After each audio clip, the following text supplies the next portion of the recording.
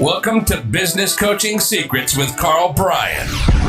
If you want to attract new high-end coaching clients, fill live events, and build a wildly profitable coaching practice where business owners pay, stay, and refer, you've come to the right place. In this podcast, Karl provides his keys to the kingdom for finding and signing high-paying clients and building the coaching business of your dreams. Here we go.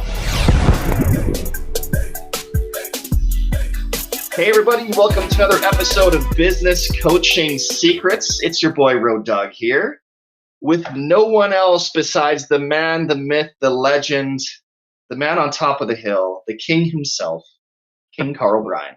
How are you, bud? I'm doing good shoots. I'm doing good Yeah, you shoots. see, I threw you off in the pre-show. I threw you off because Karl had requested an extra 2-minute timeout because he had to have a little pee break. So through the magic of audio and my ability to entertain briefly, Karl got that out of the way. And now he's all flustered, folks. So welcome to the big podcast. I wonder where this will go today. My bladder's empty. Everybody will be happy to know. That's good. I'm not going to have to pee in a cup. I'm all good. All shoots. right. Your bladder's empty, but your brain is full, and we're going to dive right in on that one. But before we even get to the pre-planned sort of questions that I have for you, as part of the pre-show, one of our coaches there came on and asked a question in regards to live events, and in terms of thinking of doing this and sort of strategies around that. And while we answered it there, again, the power of the pre-show, we'll have more information on that at the end of the show. But Karl, why don't we start with that one? Because I think you had some more stuff that you want to say, and I just think it's a huge benefit to all coaches, especially as things are opening up again. I think live events are obviously an amazing thing. You and I have had tremendous success with those. But I'll leave that over to you. What advice can you give somebody wanting to do an event? Yep. Okay. So yes, I just say this. It's a home run strategy. Okay. Somebody might be listening and go, I'm not extroverted. Live events, public speaking's not my shtick. And by the way, a lot of people will tell you that public speaking is their shtick, and then it comes down to it and they poop their pants, right? So because they're fearful, that event never happens. And the truth is, although they won't admit this to you, and often they won't admit it to themselves, it's that they have a deep fear of public speaking. So what do I want to say there? Just get over it, right? If you want to impact a lot of business owners, remember, as a real business coach, I really, what do we say? Like Tony Robbins, he always says, like, if you just try to find a distinction to make $100,000, it's going to be lame. But when you try to make a distinction, come up with something that's going to impact your family, it'll be a little bit bigger. Try to impact your community, a little bit bigger. Try to impact the state, let's assume, right? The country, chiropractic, the chiropractic industry as a whole, the business coaching industry as a whole. When you start looking at the world from that perspective, things change, right? So if you're going to run local live events, some people are going to pay you and some people aren't. But you're going to have the ability to influence, let's just say 25 people are standing. It might be 250, it might be 2,500, and it might be 6, right? But it allows you to impact people at a very high level in a group, the way that you could just never do it one-to-one. So it's doing events. I could go on and on at the impact, the importance, etc. I can just tell you, when I was a traditional quote-unquote business coach out there, charging my fees to coach you on a weekly, bi-weekly basis, I had a rule. If you didn't see me speak in public, I wouldn't take you on as a client. Okay. And that doesn't come from an arrogance point of view. It comes from a place of preeminence, where I knew if you saw me speak in public, I knew that I had a higher level of preeminence in your mind, right? Like I'm talking and people are taking, notes. And then not to mention, I practiced my craft and I got better and better and better at it. So not only did they see me, but I know they saw me in an environment where I was very comfortable and I think doing a hell of a job, right? Because when you're my coaching client and I tell you to jump, I don't want you asking, why am I jumping? I want you asking how high. And again, take that with a grain of salt, but hopefully you get the idea, right? That's the relationship you need with your client. So speaking in public and a variety of reasons, the impact, the number of people you can impact, it's huge. And of course, now what I'm trying to do is pull on your heartstring, because you'll always do more for others than you will for yourself. So I don't want to talk about you and your bank balance and 10 to 25 grand a month. I want to talk about the people that you're going to impact. And that's what will get you to go and hire out the local yacht club, the local hotel, the local golf course to get her done, right? So you want to do an event. First thing you need is a list of people, okay? And the better the list, the better your conversions are going to be. So what do? I'm looking for a list of people who are advertising. Boom, put them on your list. And before you start calling, make a list of 100 businesses where you got 100 businesses listed, 100 business owners listed. Don't phone and say, hey, can I speak to the owner? Do some research, LinkedIn, Facebook, it'll take you 2 minutes, and find the names of the owners of these companies, right? It's really easy to do. That's important. So you got a list. You need the names of the companies. You need the names of the owners. And then you need, their phone numbers. You need their email addresses. You should have their LinkedIn profile and contact them multiple ways. But before you start anything, I want you to make a list of 100 businesses. The businesses that are going to be good are ones that are advertising. They're not advertising for their good looks. They're advertising because they're trying to grow their company, right? So if you rise up 30,000 feet, look at the entire playing field, these people have a better chance of wanting to come to your event than the person that's not advertising, right? I'm also looking at people that are members of BNI. They've wrote a check to be able to network with people. Well, as part of your event, guess what? You're going to network them with other successful business owners, invite BNI members. You go to the Chamber of Commerce, exact same dynamic. They've paid whatever the fees are, $1,000 for 12 months to be a member of the chamber. There's some reasons why they've done that. At the absolute top of the list is that they're trying to grow their company. These are the types of people you want, right? You drive up and down busy streets. There's going to be billboards. Okay, who's billboards. You're driving down the road in a local neighborhood, and a guy's got a sign out the front of a house where he's painting the inside of a house. This is a guy that knows that sign out the front of the house. You drive by it and go, that's like, you know what I mean? You might think that it's a waste of time. No, absolutely not. It will drive business with 100% certainty. Every time your client is mowing the lawn, painting a house, doing a renovation, they should put a sign in the front yard with 100% certainty. And it's not gonna blow the doors open, and it's not gonna go viral, but it will drive business over the course of 12 months, and it'll be insanely profitable. Bottom line, when you see that, boom, you invite them. You're driving down the road, you're stopped at a red light, you look to your left, there's a van with a sign, like sign written on the side, landscaping, this, that, the other. Write down the name quick. Go to your phone, do an audio, bills, landscaping, invite them. So anyway, see, you need a list, and people that have shown that they're trying to grow their company, you're going to have a significantly better opportunity to get them, okay, to show up and to join your list and potentially buy from you, which is critical. When you do call, okay, it is important that you understand that you are in pitch mode. Okay, so if I phone you and you're the local florist, I need to approach this in the same way that I would approach trying to sell you $50,000 coaching or consulting, right? So really understand that you're pitching. You should also have a hook, right? Like Road Dogg and I live in Kelowna. If we call it the Kelowna Business Seminar, that's incredibly lame. You want to, 6 secrets to growing a business online in Kelowna, as an example, right? Like you got to have a hook. You need to come up with a title that is significantly more exciting than XYZ City Business Seminar. Okay, so understand you want a hook and you want a catchy name. The venue, again, I've spoken about this a lot. Super important. When Road Dogg and I did our first event, we rented out the yacht club. Okay, basically, I said to Road Dogg, "What's the most expensive place in town?" We had the golf course. We had one of the flashy hotels. And we had the yacht club. The yacht club said yes, boom. And I kind of figured, and Road Dogg kind of figured that the yacht club sounded the most impressive and had the most prestige. That's where we booked. Was it the cheapest? Absolutely not. Was it the most expensive? Probably. But guess what? The difference between expensive and cheap is hundreds, not thousands.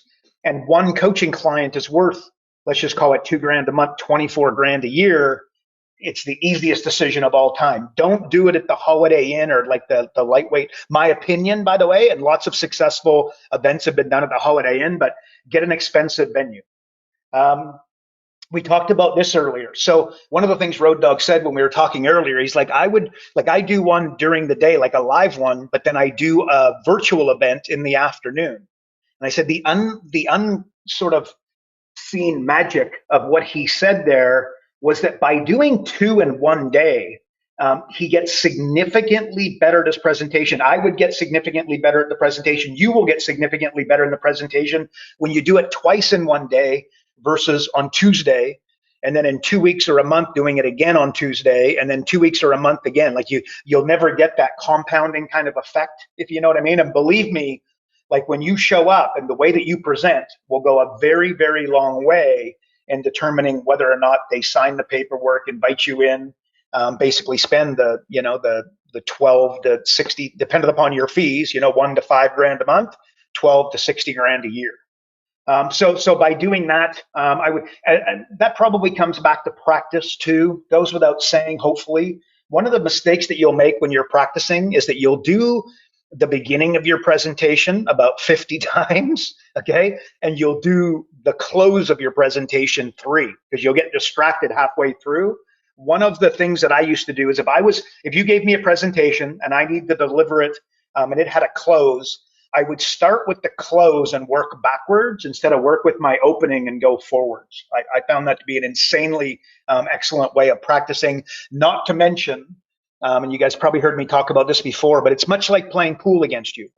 When you play pool on the 8 ball, you shoot different than you do the rest of the balls. Why? There's more pressure, right? It's the same. Why do stars fold up in the big game and game 7, that sort of stuff? Because there's more pressure. If you actually, when you hit the 8 ball, I can see your breathing patterns change, right? And by the way, when we're playing poker, like if you've ever seen people play poker and they're staring at one another, this is what they're looking for. They're, a large part of what they're looking for, definitely all of their body language, but their breathing pattern.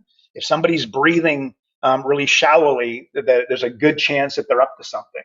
Anyway, so when you do what am I saying? When you do your close, I want you to be the most relaxed, not the least relaxed. Well, the more that you've practiced your close, the better you'll be at it, right? So that's super, super, like practice you could mess the rest of the presentation up and really nail your close. And remember, in your close, you should be educating during your close. Your close shouldn't be like, your close is not 2 minutes. Your close is 15 minutes, right? Like there's magic in that close. So screw the rest of it up and get your close right, and you're going to have pretty good conversions. Get the beginning of your presentation right, and then mess up the close.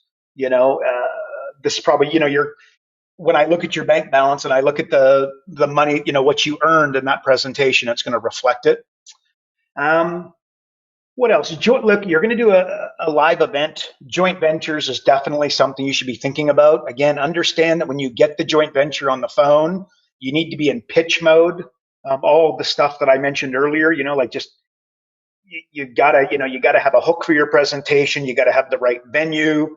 You need to be able to take tidbits of what you're going to say in the presentation and deliver it for the joint venture. Here's where you know if you nailed it. If the joint venture shows up. And why do they show up? Because they're like, I need to learn from this person. That's the way that I want you to speak to the joint venture. Don't get the joint venture on the phone and hope that you can get off. The more time you can spend with the joint venture, the more you can educate them, the more you can impress them, the more you can think. Like curiosity is what I'm looking for here, right? I want to educate them, but I also want to make them super curious, where he's like, wow, who is this guy? What's the deal here? Like, what else is he going to go through? And again, he's pretty entertaining on the phone, so I'd imagine he's going to be pretty entertaining during the presentation. So anyways, joint ventures, definitely something you should do, but here's a mistake, just relying on joint ventures, right? You need to take your calendar, okay, and let's just say you're going to work 8 hours in the day. Take 25% of your day and spend it on joint ventures, and spend the other portion, 75%, on one-to-one, you personally bringing the butcher, the baker, the candlestick maker. You should also hire somebody to do all this outreach for you. But remember, you also want to get on the phone with these people. In my opinion, this is the way I'd be doing it. But getting on the phone with these people prior to the event is going to increase your conversions. And when I say conversions, I mean showing up is a conversion, and then them buying from you, a conversion. One of the things I didn't mention when you're looking at your list, another thing you can do is there's all kinds of local business awards where you live. Look for people that were nominated for the award and then that won the award. One of the things that I would always do is I would call them and say, it's because you were nominated for the award, that's why we're inviting you for free, right? Because you won the award, that's why we're nominating you for free, right? So because frame, very, very powerful. So anyway, so the award winners, that can be a great way to get folks into the room. And there's one other thing I was going to say, and it's slipping my mind here. I can't remember, and again, Road Dog, and like the first event that we did together, we got just so everybody knows, we got 100% conversion. That's not 100% conversion to appointments. That's 100% conversion to high-end coaching clients. But we also, we had 12 people in the room. We had 7 buying units, and 7 buying units, like 7 people bought. One of them, I think, bailed out pretty early, but at the end of the day, we got 100% conversion to high-end coaching clients. And fundamentally, what I was going to say, and this is the roadmap that we followed. Sorry, one other thing I wanted to say, another home run for you is to do it at the local. My first choice actually is not necessarily the yacht club. The Chamber of Commerce is the best venue, or you might have a board of trade, or you might have something similar to the chamber. Okay, do a little bit of homework. You'll work it out. By doing it at the chamber, I don't need to say that the chamber's putting it on, but the chamber has a lot of credibility. So when I do it at the chamber, the people that we're speaking to automatically assume that the chamber is putting it on. And again, I don't say that. I don't need to say that. It's just, they just assume it. So the chamber will indirectly, and you'll pay them, a few $100 for the space to do. But that's a great venue to do it. But where Road Dog and I are, it wasn't an option to do at the chamber, and it might not be at yours. So that's that's something that we had to do. Is we just did it at the yacht club instead of the chamber. So if you got a board of trade, you got a chamber, that can be a home run. So Road Dog, I just want to encourage everybody to say, look, you should be doing local live events. I know you're scared poopless to get up and do that, to do the event, but you got to get your head around it and just pound through, because it's a great way to influence a significantly larger number of people. Have greater influence out there. Coaching clients will come falling off a log with 100% certainty. But actually, here's the other thing. Here's what our guys, like our clients, we get a program called Live Event Mastery. If you follow it, I literally followed the exact process to fill over 400 local live events for myself, 400, like hundreds of them. If you follow it, it's 100% certain, right? Like it will work with that. It's hard work, but it's 100% certain. But the magic, like the coaching clients, it will be, the number one, when you do your 12 months, it will be the number one strategy for getting coaching clients. But the problem is that one of our newer coach will do an event and then they come back and they tell us how it went. And I'm like, look, I get it. And that's great, but you did one event. It doesn't count yet. You know what I mean? Like do 10 events and then talk to me. Do 10 events and then bring me your stats, right? Because the first event, I don't need to see you sucked. You might have thought you did well, but you didn't, there was certain points and certain stories that didn't have enough conflict. Your close had a little bit of, jitteriness in it, whatever it might have been. Do 10 of them and report back. Don't do one. And this just comes back to the Warren Buffett kind of, he doesn't invest in a stock that he's not going to own for 10 years. Similarly, but differently, but exact same is, if you're going to do events, commit to them, do 10 of them, and then report back. And you're going to see us, you're going to have coaching clients falling off a log. I can just tell you that. So Road Dog, that's what I'd say, buddy. Anything you'd add, subtract, comment on? What do you think? You like? Yeah, a couple things. First off, the candlestick maker, terrible choice in terms of people to invite. The butcher, the baker, perhaps, but definitely not the candlestick maker. Candlestick making businesses are struggling. Shoots. I'm not sure if you're aware of that. But two things. So for any coaches that are part of LPW, I said it in the pre-show, your e-learning marketing system. Now, again, this is something, if you don't have the e-learning system, if you're not a part of LPW, maybe something you might want to consider. But I would suggest having some sort of system in place that's going to be sending out valuable information and content leading up to the event. The reason that I think that works so well is now they're seeing your name, they're seeing your emails, you're delivering a pile of value before you even present to them. So again, that building sort of your preeminence, as you like to say, right? Just that authority. I think that's a very, very, very important piece of that. The other thing that you mentioned, Karl, that it's interesting, right? You talked about people already running ads. These are all indicators people are already spending money, right? Like, so my thing is make a list of other things that are indicators for these businesses that they're doing, which tells you that they're already spending money, right? We talk ads, billboards. Are they online? Are they doing Facebook ads? Are they doing Google ads? Are you seeing them appear in newspapers, in magazines? It just tells me that they're already printing ads and spending money. And then guess what? It's real easy, especially like, let's say you're listening to the local radio station, you hear them advertising, call the radio station, call the local TV station and get their media kit. So you know exactly how much they're already spending on ads. And guess what? Now you have more ammunition to talk to them about improving that, because guess what? Those things aren't cheap at all. I used to spend a fortune in Vancouver on CKNW, actually, Karl, advertising, and it was ridiculous. But just a couple of points there. What do you think of that? No, buddy, I love it. I love it.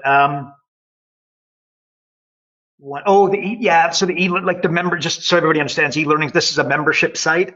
And again, part of, like, imagine this, like at the end of the day, I could sell you a Mars bar for $1,000 with 100% certainty. What I would do is I would take the Mars bar and I would add so much value to it that $1,000 would be too easy. Do you know what I mean? It'd be like, oh yeah, like a trip to Mexico, just off the top of my head. Do you know what I mean? Like if you buy this Mars bar for $1,000, I'm going to take you and your family to Mexico for a week. Will you be like, sign up, right? So the more value that you can instill whilst also being a little bit, don't stack it on too much. Otherwise you can make it a little bit convoluted where they're like, what the heck is going on at this event? But so anything that you offer needs to be synergistic with the offer, as in growing their business. So what you can also do is, like, you can position your membership site at $500 a month, $6,000 a year, right? The value, anybody that's seen it, the 52 weeks are the best in the world, right? A lot of our clients are the Dan Kennedy Marketing Hall of Famers, some of the top coaches in the world. If you're a heavyweight coach, you've probably seen our stuff. You just didn't realize that, we had built it. We built this membership site for them. Anyways, with that being said, imagine if everybody who rolled up to your event, like, you were nominated for this award, and if you come, what we're also going to do is we're going to throw in a $6,000 membership, to online virtual coaching academy. I'm wording that poorly. Did you get the idea? Like $6,000 of value, huge. One of the other things, we turn all our guys into authors, right? So you're an author in 30 days. We wrote 30 chapters. You pick 10. You go and edit it, make it your own. Take our stories out, put your stories in. Take the name of your accountant, put it in, et cetera, et cetera. Well, everybody who shows up gets your book at no charge. Well, imagine they walk in and all of a sudden your book's all over the room, and then not to mention they're like, oh wow, like this guy, this gal wrote their own book on, business my way. This is somebody I should probably come and listen to. Anyway, so just so that everybody understands, you're describing adding a significantly, increased amount of value, and I would encourage that all day long. So good job. So I got a question for you, Karl, on that one. So because again, I was just thinking about this going, okay, if one of the biggest challenges, of course, running any event is people actually showing up, right? It's just show up rates are super, super important. 100%. Where's the fine line of, hey, everyone gets this, or like, where's the fine line of being too super salesy in terms of, hey, and if you show up, it's like, buy now and get this bone. You know what I mean? Like where's that fine line of creating a hook and an offer, basically that, hey, if you attend, you get this. Where's the line between too salesy and actually still that curiosity? Yeah, I think, like, again, hard, this is great, right? But my black and white answer would be that provided what you're offering is synergistic, like they are coming to this event to learn how to grow their business at a higher level. So any value add you're putting in is going to assist them in, growing their business. So yeah, I would just use that as is it adding more value? But you got to get these people on the phone and you got to get them there. So if you're on the phone speaking to the accountant or the business owner and you're like, and if you come, you get this, this, and this, and it's free, it'll send their spidey senses up a little bit. Hang on a minute. This is, this is too much of a Hail Mary, right? So I wouldn't overdo it. Maybe go 3 bonuses as a maximum, and I'd probably keep it to 1. So, but I would make that one kick butt, like a $6,000 membership to your online business academy that we've spent over $1 million and over a decade building, and some of the top business building professionals in the world use this same system. All right, so that. Okay. Actually, so, you know what, Rocco? And sorry, there's one other thing I didn't say earlier that I think I need to, that's super important. Joint ventures. Okay. Understand, like remember there's 80-20, there's 95-5, there's 51, right? When I do an event and there's an accountant in the room, and remember when I call my joint ventures, what I'm trying to do is convince the joint venture that he's like, wow, I got to come to this. This is unreal. I want to see this guy perform. I want to mingle with some of these other heavyweights that are going to be in the room, and I want to network with them. Well, what I do, understanding that 1% is 50, if there's 20 people in the room, one accountant, and the one accountant has 500 clients, and if I impress the heck out of him, he puts me in front of his 500 clients over the next 12 months. What I do is I highlight him. So logically, if it's an accountant, when I go through numbers, quote unquote, during my presentation or something variation of, what I'll do is the accountant doesn't know it's happening. I will know his name or her name. I will know a little bit about them. I will know a little bit about their business. And unbeknownst to them, what I'll do is I'll highlight them a little bit, right? I'll be like, as an example, Dave here, he's an accountant. You probably don't realize it, but the number one expense in your life, my life, and everybody in this room's life, everybody we know's life, is taxes, but people don't know it. And what, Dave, the accountant here, he is an expert in helping business. And then I read a little bit, like some of the highlights from his website, right? So anyway, and then there's another little 1%. Immediately after your presentation, what a lot of speakers do is because they're introverts, like they can't wait to get out of there and they got to go to the washroom, say, right? As soon as you are done, there are certain people that want to speak to you, and this is your 1%. This is where you really need to shine. Where most, again, other speakers are in the bathroom, and I'm there working the room like a madman. Like this is my magic. So little nuances, and you'll get better at it, right? Again, I've done hundreds of these things. You got to, depending upon how many you've done, but the more you do, the better you'll get at it. But and if there's a guy that owns the magazine, there's the guy that owns the newspaper, then instead of talking about like bringing up the accountant during numbers, when I do advertising or I do marketing or I do hooks or I do unique selling propositions or market dominating position, that's when I'll highlight the guy that owns the magazine, the newspaper, the coupon book, the radio station, or the guy that sells advertising that came to see me. This is when I highlight him. But do understand there's 20 people in the room. Not all of these 20 people are created equal, not even close. And this is what an experienced operator will understand. And it's like a poker player. There's certain hands that you should be willing to risk a little bit higher. When that pot is, huge, you need to think a lot harder about your moves. It's going to cost a lot more to play, so you better have something. But again, if it's too, you know what I mean? Like, you understand. No doubt you can see how all hands are not created equal. It's when tennis, right? The French Open just went on. There's certain, like Federer, if you look at the number of points that Federer wins, Serena Williams wins, etc., yes, they win more points, but there's specific point, like it's not that much. It's not like they crush the competition normally, right? You actually look at it, it's pretty close. Most games, are reasonably close. It's the points that they won. It's the Stanley Cup playoffs going on.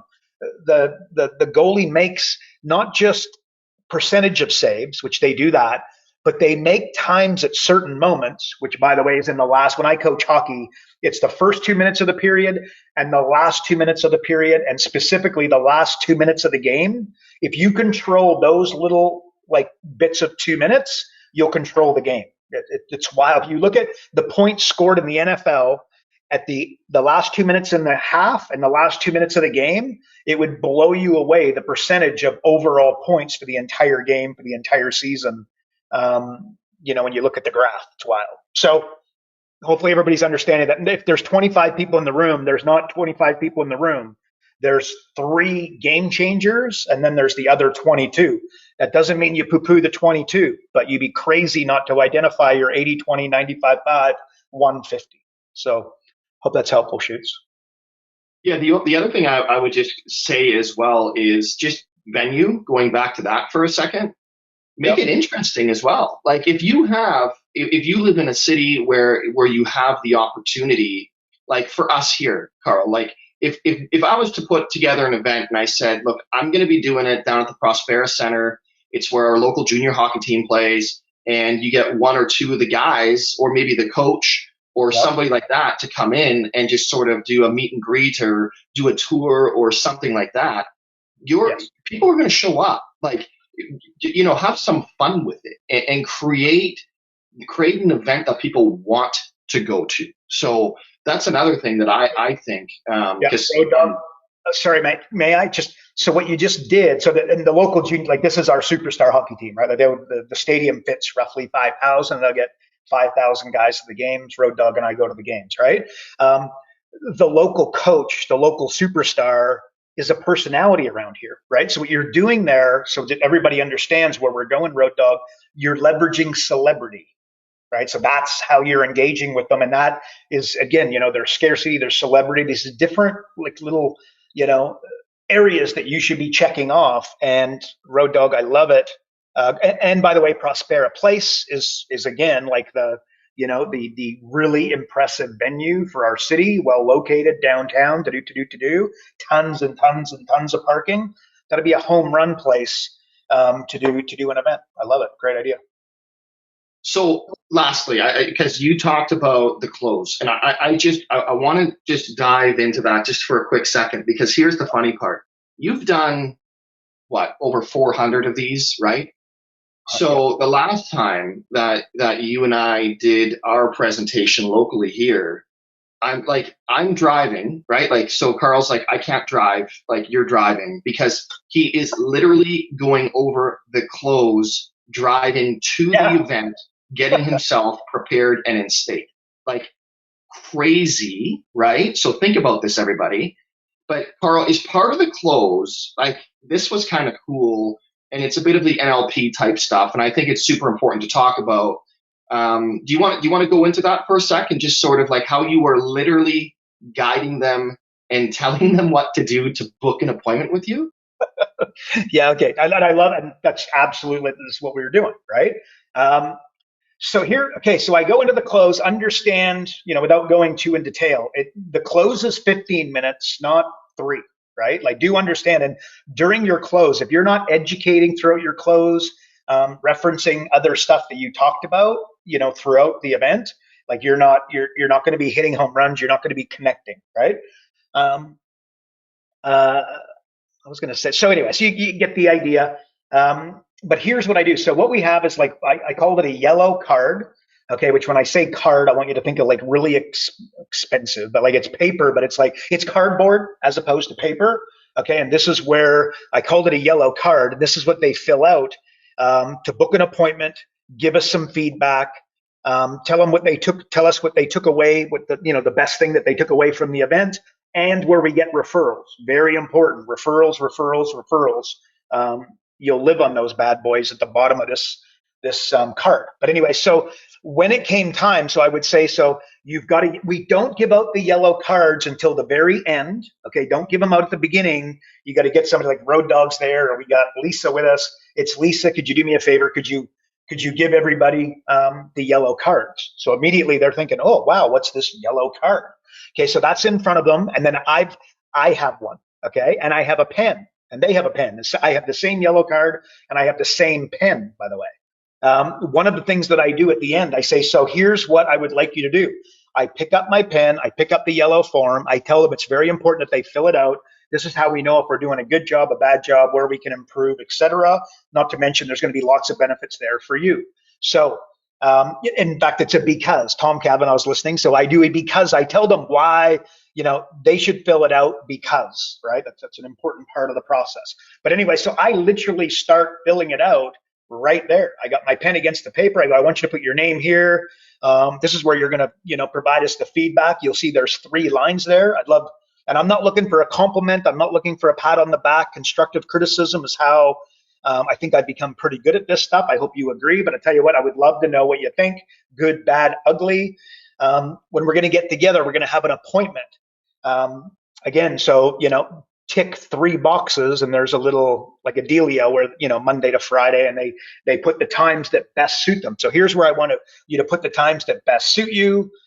Here's where I want you to put this. And very importantly, guys, we work pretty hard. We put on a pretty good breakfast here, or lunch or dinner. I hope you got a lot of value. You're probably sitting there thinking, geez, my Auntie Sue, my son Tom, my business partner, my wife, the business operator that I work with, right? So I am the builder, and I'm thinking the guy that supplies my wood needs to be down here. Could you do me a favor?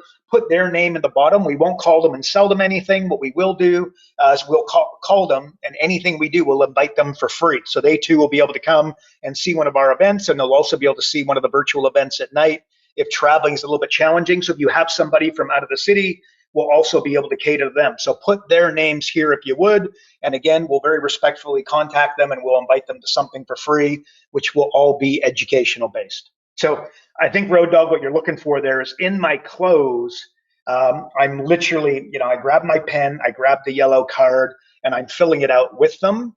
And I'm again, a because frame, I'm telling them the benefits of them filling this out, the benefits to the people that they're going to get in touch with it. They're also going to learn how to grow their business, et cetera, et cetera. So, well, the other piece with that, Karl, is the pacing of it. So you don't rush that part, right? Like you are literally, you're not just saying, okay, fill this out, this out, this out. You're like, okay, and this is where you put your name. And then like, I'll remember, like, I remember this because it's like all of a sudden it's like, you look at the one guy that's not writing, and it's like you're kind of like pointing at the piece of paper, and now dude starts writing his name. Right? Because you're like, you don't want to be the one guy not filling it out, but like that part of just not rushing it. Like it's like, why don't we finish on this? Because, wow, I can't believe we did a whole episode here, but just on rushing the close. Yeah. Like this is where I think you had said not 3, take 15. How often do you see that where it's like people do a fantastic presentation, they knock it out of the park, and then they rush the freaking close, and then they wonder why it didn't go well. Yeah. Road Dog, I'd come to, remember we answered like mental toughness is a difficult thing to measure. So the way that you measure, like a good way I think of measuring your mental toughness is when somebody wants to cancel your agreement, what does that look like, right? And like, do you just, cry in your Cheerios, oh, this freaking dickhead, he didn't do anything. You know what I mean? Or do you where do you go there, right? Same thing in your close. Are you feeling, a lot of people feel guilty when they get the close, like, oh my gosh, like, again, you need to be educating during your close. You need to be totally confident. Like, who's doing who the favor here, right? Like, they don't have a coach. They don't have any guidance. They're lowering their prices. They're adding products and services. They only have services. They got no products, right? So therefore they can't scale because they got a glass ceiling because there's only so much time in a day, et cetera. Like, you know what I mean? You really got to go to a place of how valuable do you believe that it is, and go deep there, and good things happen. So it's a level of confidence, Road Dog, I believe. Awesome. And again, don't freaking rush it. Take your time. Like it blows me away how all of a sudden things just get weird, right? Like it's like you rock a presentation. It doesn't matter if it's a phone call, a Zoom call, live presentation. You're crushing it. You're doing well. And then the ask happens. You don't have that mental toughness, and you just get weird.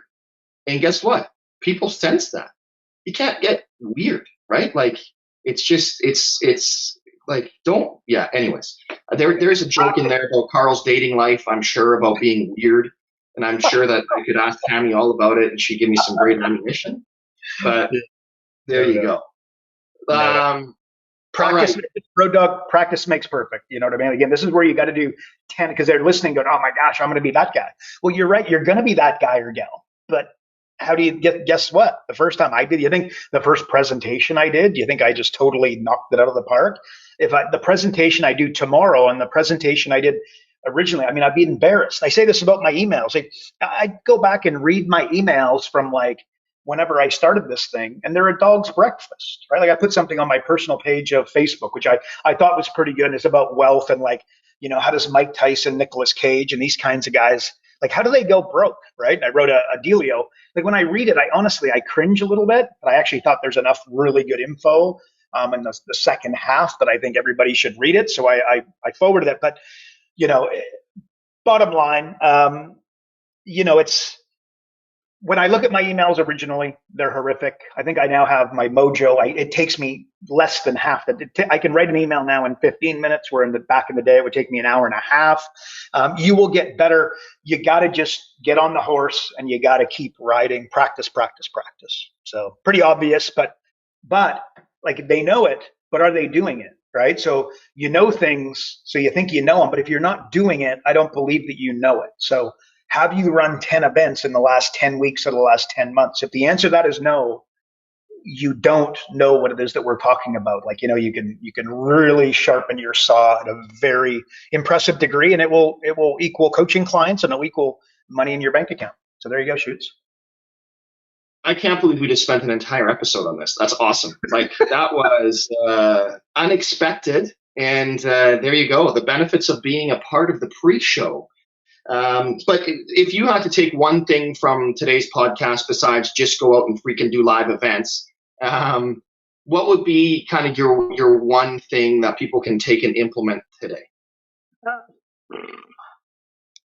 I don't know. I think we do. I've been doing this a lot for the last while, but I can't see myself coming away from it where it's, I mean, I literally did with our internal team. We had a call this morning and I was just like we're coming up with something that we're going to change. You know, it's a bit of the software and some work we're going to get the engineers doing, yada, yada, yada. And I just said, guys, wait, how do we get 80% of the value with 20% of the changes? Because we got so much going on. You know, we're building a simulator and doing gamification and all, and this group coaching software. We got some serious projects on the to-do list, not to mention just existing upgrades to the software.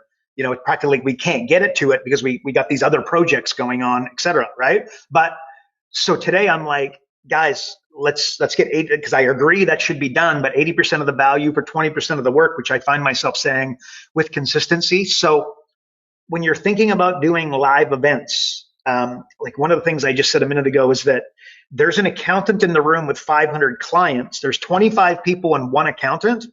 Like that guy represents you know, the potentially 150 or certainly 95.5, right? So, but are you know what I mean? I would dare say that the average business coach is not approaching his room like that. And then not to mention your coaching company. You got 10 coaching clients and one is an accountant or one is the magazine or one is the newspaper or one is the bookkeeper. One is whatever, you know, somebody with like 400 clients, maybe it's 4,000. You know, you should specifically be working on that. Like, what are you sending that person on a regular basis to build the relationship? Like one of the things that I would do is if I saw an article about accounting that was a little bit left of center and, you know, highly valuable, well, I would take it. I would send it to my accountant and say, hey, Dave, just saw this article, I thought you would like. Hope all is great. KB, and I just sign it off and not selling them, not, hey, let's get together. Hey, send me a bunch of clients. I'm building up that relationship, right? Because I understand my 150 and that guy's magic. Again, when you're done your event, everybody, like a lot of, you know, speakers are running off to the bathroom trying not to, because they don't want to be bothered. Because if you're a good speaker, you know that, like, you know, I've spoken in front of a large audience, when you walk off that stage, I mean, going to the bathroom is a bit of a challenge, right? And you're taking a leak and the guy beside you asking questions, right? Which good, bad, whatever, right? But that we all know. Do you see that as frustrating, annoying? Or are you smart enough to see your 150 that the guy standing beside you taking a leak is about to spend $50,000 with you because you're going to change his freaking life? You know what I mean? So, oh, Road Dog, I just thinking of what I just said. So you get the idea, right? There's the 150, 95, 5, 8. You start with 80/20 and then you drill down. Um, there's power in that, right? Power in that. What And do you think? speaking of power and bathroom, be sure to turn off your mic when you leave the stage and go pee. And that's my last piece of I it. did that. Again, we talked about this a couple of times at different times, but I was doing an event and it's a sizable audience. And these were all like, nobody was in the room that didn't spend 10 grand. And it was it was my company's event, my business coaches. I was at the Sheraton. Anyway, I said, oh my God, I didn't turn off my mic, and I went to the bathroom and I'm having a chat and blah, blah. And somebody goes running in, turn your mic off, turn your mic off. And I'm like, oh heavens. That's where Anyways, you got to retrace what you said. It's no different than me on my one Zoom call that I was on, where all of a sudden I didn't realize I was not muted, and the entire room heard that I really didn't care too much for this one individual on the call. So that was exciting. Just remember, folks, just hold some of your thoughts internally until you know you're muted. Anyways. All right. Any parting words? I know we're already going long here. This was awesome, dude. Like this was. I think there's going to be a ton of people that can benefit from this yeah, episode. Any just a final shot, or are you good? no, I look, Road Dog, again. I think no. Like, here's the question, right? Are they, again, like, if you're listening to this and you're like, this is a good idea, and I got to tell you, if you're a business coach and you want to make 250 grand this year, 80/20, like, really drill down. If you do nothing but live events and you spend all of your, like, success is boring, right? Like, it's the same movie 3 times a day, 7 days a week for 10 years, right? So don't expect to, like, the lead generation. It's Tom Brady. He shows up and he's throwing the football for 100,000 people.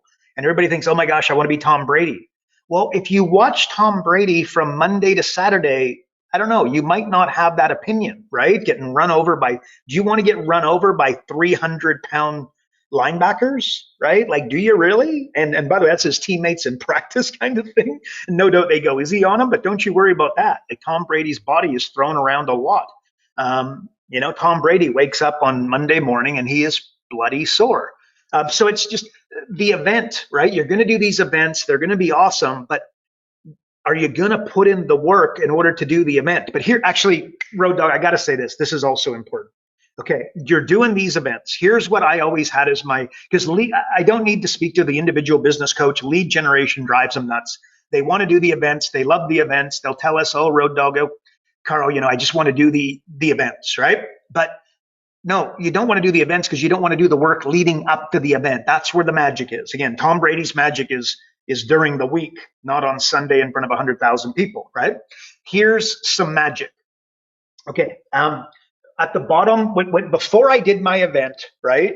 Like, you kind of want to project, like, what is it you're looking to accomplish? And one of the things that I would always put out there is that I always wanted to get 2 referrals per person in the audience. I didn't think of how much money I was going to make. I didn't think about, the coaching clients, although I'd be lying to say those things didn't factor in and I didn't expect certain results and work towards them, right? But here's some magic is if there's 10 people in the room and I get 2 referrals from each person, when I go to do my next event, I've got 30 people to follow up with, right? The 10 people that came and then the 20 referrals from the 10.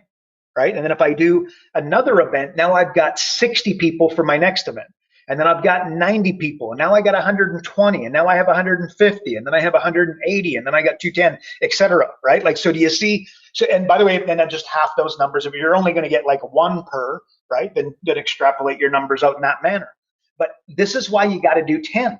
Okay. And as you get better at it, the referrals on the bottom are going to increase, like the higher level of companies, et cetera. Right? So a little bit of the magic is that you do these events, you get the referrals. So at some stage, like I remember, like this is back in the day, but we used to do, again, I used to do 3 of these events a day, right? Like we were doing these things hammer and tong. I remember we were, I was in with my business development manager at the time. We were looking at remember they're called yellow cards. We're looking at the stack of yellow cards. And like when I say stack, I'm talking stack. Like look at your computer screen you might in front of you, like the stack was that high, right? And I'm like, the guy at the bottom just isn't getting contacted. You know what I mean? Like we're just bloody, we were busy, but we were going hammer and tong. We didn't need to do the radio ads. We didn't need to do this stage we were doing fax broadcasts, we were doing email broadcasts, we were advertising, we were doing everything, right, to fill these events. Well, at some stage, we didn't need to totally come away from it, but we pretty much were able to, because all we needed to do was contact the referrals at the bottom of the feedback forms, and those people filled our events, right? And we did virtual events, and we did live events at the Chamber of Commerce and whatnot. So, and not to mention, okay, remember you've got the accountant in the room. Your 150 is that you spend some time with that accountant because he's got 400 clients. Well, you get all those referrals, but what I'd also do is get the accountant to do a joint venture with me. And then part of it, don't mistake you make. Road Dog next week, I think we should go over joint ventures. We had that in the pre-show too, but so I'm not going to go too in depth there, but I go to the accountant. Don't get him to try send everybody he ever met to you. Don't get him to send all of his clients to you. Say, look, take me for a test drive. Okay, test drive, write those words down, made me millions of dollars. Instead of send everybody to me, Mr. Accountant, look, let's take this for a test drive. Okay, let's experiment here. Let's do this. Let's book an event. Let's you and I see if we play off one another. During that event, we played off one another pretty well, because when I highlighted you, when I went over numbers, you were magic. So let's do this. Let's put 10 people in your boardroom. Let's shake them up. And part of my presentation is going to be to make sure that they come in to see you more often, because I know your frustration is that your clients come in once a year, 3 months after the year is over, expect rose petal type treatment. And then you've got to scramble, and that's tax season, and you're so busy you can't get home to have lunch, breakfast, or dinner with your family, right? So let me rectify that. So when the 10 people that come in to do this event, I will make sure that they understand that they need to be coming in to see you multiple times throughout the year, at least 4 times, ideally 10 to 12. So that will be part of the presentation. And anything else that you want me to bring across, I'll bring that across. Plus, I'm going to do the magic that I just did. Okay. In other words, I'm going to pitch the accountant. When I pitch somebody, if you follow our stuff, you know this. Don't look for ideas, look for problems. What I just did is I know the accountant's problem, so I just explained it back to him. He agrees. He goes, wow. And I just provided a solution to his problem, and that's why we're going to do the event together, right? He's like, well, will he take a test drive? Look again, Dave, the accountant. Let's just do one event. Let's not commit to each other. I'm not going to send you my passport. I don't need a blood sample. Let's just see how this works. And it might go poorly, and it might be the smartest thing you and I do all year together, or do individually. Let's do this. And then, so think about that, right? You're doing events and you want to build up your coaching business. Well, when the accountant puts 400 people in a room, or has 400 people to put in the room, he's going to be able to fill 10 people over a significant number of weeks. If you were a business coach, there's no way you're going to be able to keep up. Like, this is where we have our successful coaches build a team. Like, we have a program where you build a team of 10 coaches. We get, probably 100 coaches on that program. Right. So anyways, that is secret sauce, right? So those referrals and the joint venture partner that you put into that room, and what you should do in order to get the accountant, you said it, Road Dog, like, will the accountant show up? And the answer is maybe. So what do I do to get the accountant in the room? I don't do my best. I do what it takes. That's what I do, including a limo, what I go pick them up personally. Like, you do what it takes to get that accountant in the room, right? Which, of course, take that all with a grain of salt. You don't want the guy, taking a restraining order out against you, but you get the idea. And by the way, remember, you've got these events going on regularly, so he might not be able to make the first one, but you make sure he comes to the second one. And you say, look, man, I'm going to be coming straight by your office. Why don't I pick you up at 8? We can come together for the event at 9. I'll literally come and get you. Okay. So anyways, little things like that. Don't do your best. You do what it takes. That's important. So Road Dog, there you go, man. Those referrals in the bottom of the yellow card, the bottom of the feedback form are absolute gold. And most people don't want to ask for referrals, right? Because during their close, they don't want to ask for referrals, right? Insanity. You feed somebody, you put on a show, you educate them, you entertain them, you do a bang up job, you deliver content, stories, examples that they're not going to get elsewhere. You deserve those 2 names on the bottom, and you'll get them. I certainly do. I mean, I would get 5. They'd turn it over and put, significantly more than 2. But my undertaking, where I started, Road Dog, before I start the event, that's what I put out there, because I know if I really deliver, the money and the clients flow.